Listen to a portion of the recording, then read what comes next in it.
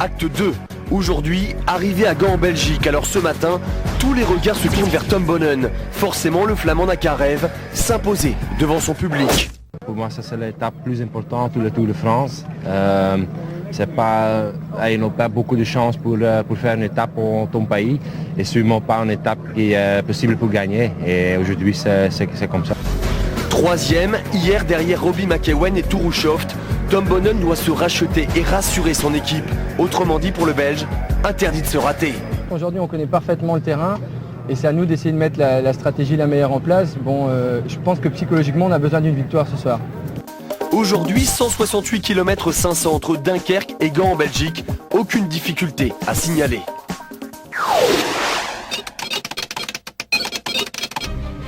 L'arrivée en Belgique donne des idées à 3 coureurs. Dans ce groupe, il y a Marcel Sieberg, un Allemand d'1m98 pour 80 kg, l'Espagnol Ruben Perez de l'équipe Euskaltel et le Français Cédric Hervé de la formation Agritubel, décidément très en vue en ce début de Tour de France. Après Freddy Bichot et Romain Feillu hier, un autre coureur de l'équipe française se met en valeur. Ils vont compter jusqu'à 6 minutes d'avance sur un peloton plutôt détendu.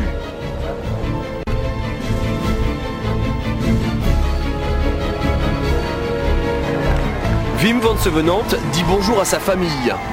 L'Australien Robbie McEwen, qui habite dans le coin, fait coucou à son fan club. Ouais, détendu.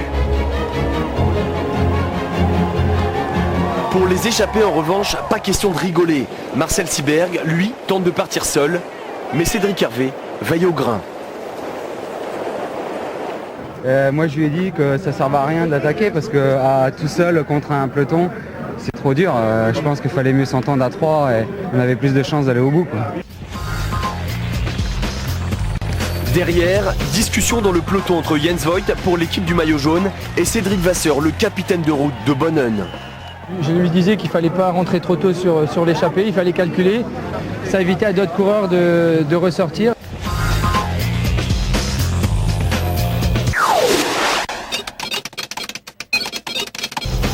Lorsque les équipes de sprinteurs embrayent, la nervosité est palpable au sein du peloton.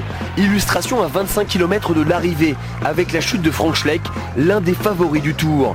Le luxembourgeois touché au coude réintègre finalement le peloton. À 3 km de l'arrivée, les 3 échappés, eux, sont avalés par un peloton lancé à plus de 60 km/h. Fin de l'aventure. Ça c'est vrai, c'est dommage. On s'était entendu vraiment jusque 2 km de la fin, surtout que c'était un peu technique. Je pense qu'on avait une petite chance d'aller au bout. 1, 2, 3, 4, 5 coureurs pour emmener Tom Bonnen. Chute dans le peloton là. Énorme chute. Oh la terrible chute dans cette étape de Gand. À 2 km de l'arrivée, chute d'une vingtaine de coureurs, dont Fabian Cancellara, le maillot jaune, ici, sur la gauche de la route. Image surréaliste. Les coureurs bloqués par la chute regardent le sprint sur l'écran géant. Et ce qu'ils voient est surprenant. Tom Bonnen, emmené par Gert Stegmans, n'arrive pas à doubler son poisson pilote. Stegmans s'impose. Chez Quick-Step, un Belge peut en cacher un autre.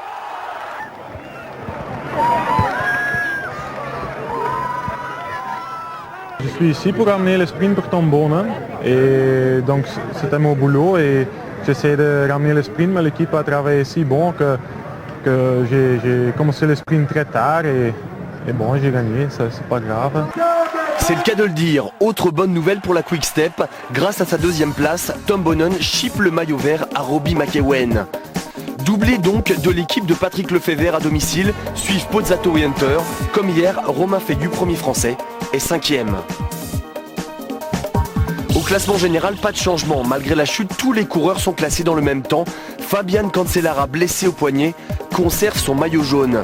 Andreas Klöden est toujours 2e, Millard est 3e, Vaugrenard, premier français, est 12e.